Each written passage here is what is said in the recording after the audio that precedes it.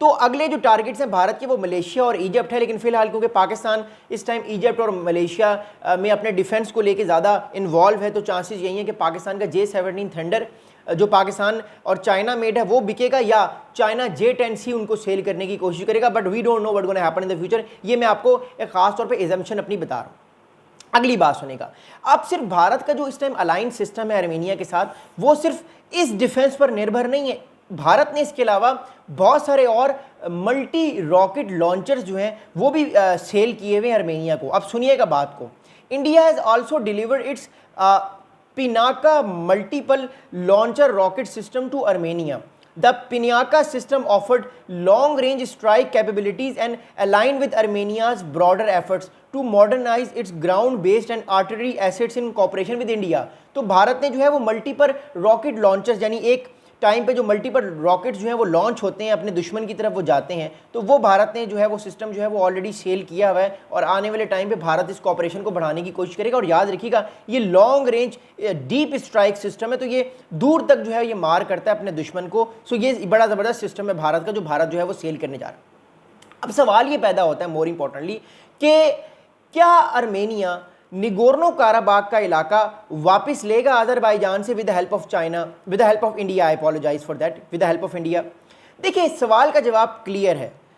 Armenia जब powerful हो जाएगा तो वो फाइट बैक करेगा, लेकिन आर्मेनिया को पावरफुल होने के लिए कम से कम 10 साल लगेंगे, और आर्मेनिया के पास फिलहाल ये कैपेबिलिटीज़ नहीं है कि वो अजरबैजान को बीट कर सके, बिकॉज अजरबैजान की मिलिट्री अभी फ़िलहाल आर्मेनिया के मुकाबले में 1/3 है। यानी अगर 3 अजरबैजान के फ़ौजी हैं या एसिड्स हैं तो आर्मेनिया का एक एसिड है, तो उसको वो इलाका लेने के लिए एटलीस्ट पैरिटी तो हासिल करनी पड़ेगी। फ़िलहाल उसके पास पैरिटी भी नहीं है, तो वो वापस लेने के लिए इसलिए आर्मेनिया कोशिश करे कि एटलीस्ट वो पैरिटी हासिल करे कि कल को अजरबैजान आर्मेनिया के ऊपर कोई नया खाता ना खोल दे। ऑलरेडी आर्मेनिया निगोर्नो काराबाग जो है वो लूज़ कर चुका है अजरबैजान से जंग में। पहली बात तो ये सवाल एक और पैदा होता है, क्या आर्मेनिया और अजरबैजान का जो ये पीस अकॉर्ड है क्या ये हमेशा रहेगा?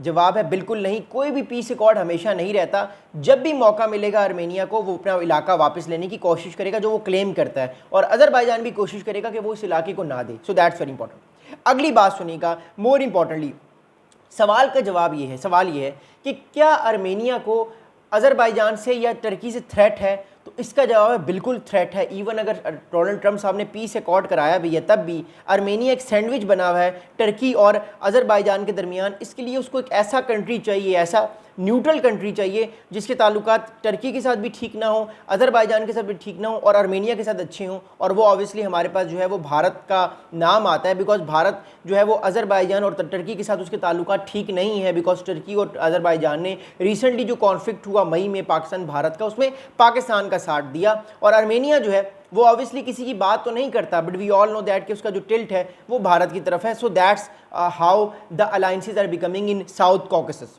अगली बात सुनेगा, अगली इंपॉर्टेंट बात यह है कि क्या आने वाले टाइम पे भारत अपना इन्फ्लुएंस बढ़ाने की कोशिश करेगा साउथ कॉकेसस पे? तो इसका जवाब है बिल्कुल। भारत अभी से अपनी कोशिश जो है वो बढ़ाने की कोशिश कर रहा है साउथ कॉकेसस में। दैट्स वाई भारत ने अजरबैजान को शंघाई कोऑपरेशन ऑर्गेनाइजेशन के अंदर जो मेंबरशिप थी, फुल मेंबरशिप, वो लेने नहीं दी, उसको वीटो कर दिया। जब शंघाई कोऑपरेशन में अजरबैजान ने अपना केस रखा कि हम भी मेंबरशिप लेकर जाना चाहते हैं, फिर जवाब में पाकिस्तान ने आर्मेनिया की रिक्वेस्ट को भी वीटो कर दिया। पाकिस्तान का मौक़िफ़ ये है कि जब तक भारत अजरबैजान को नहीं आने देगा इसके अंदर, पाकिस्तान जो है वो आर्मेनिया को भी नहीं आने देगा। दोनों एक साथ आएंगे, देन ये बात जो है वो समझ आएगी। अदरवाइज पाकिस्तान के बाद भी वीटो पावर है। So that's a very very important thing.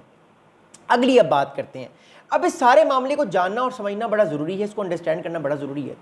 Bharat एक तरफ अजरबैजान और टर्की के साथ ताल्लुकात भारत के ठीक नहीं है। अभी रिसेंटली नेशनल डे हुआ टर्की का, पाकिस्तान और बाकी कंट्रीज़ ने उसको मनाया। भारत का कोई डेलीगेशन भी, टर्की की जो भारत में एम्बेसी है न्यू दिल्ली में, उस न्यू दिल्ली की एम्बेसी में कोई भी भारत का ऑफिशियल नहीं गया। इट शोज़ कि भारत में ताल्लुकात बेहतर नहीं कर रहा टर्की के साथ, क्योंकि टर्की का टिल पाकिस्तान की तरफ है, नंबर 1।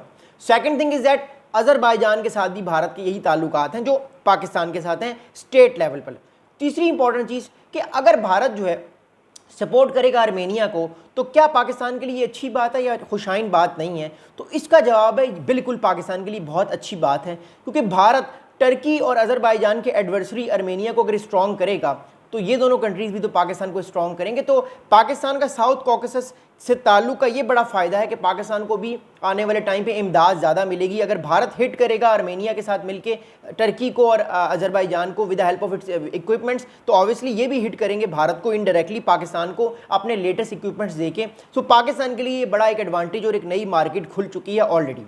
अगली बात सुनेगा, अगली अहम इंपॉर्टेंट बात इस सारे मामले में ये है कि भारत के ताल्लुकात टर्की और अज़रबैजान से कैसे होने वाले हैं।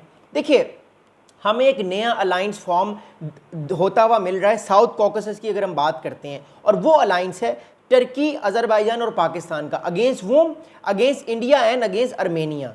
सो ये जो एक अलाइंस है या एक अनस्पोकन अलाइंस है, इस अलाइंस में भारत के ताल्लुकात ऑलरेडी पाकिस्तान के साथ तो ख़राब है, टर्की और अज़रबैजान के साथ भी और ज़्यादा स्ट्रेन होंगे अगर टर्की और अज़रबैजान ने पाकिस्तान को और ज़्यादा असला और ज़्यादा वेपन सप्लाई करने की कोशिश की, और ऑब्वियसली वो अब आने वाले हैं।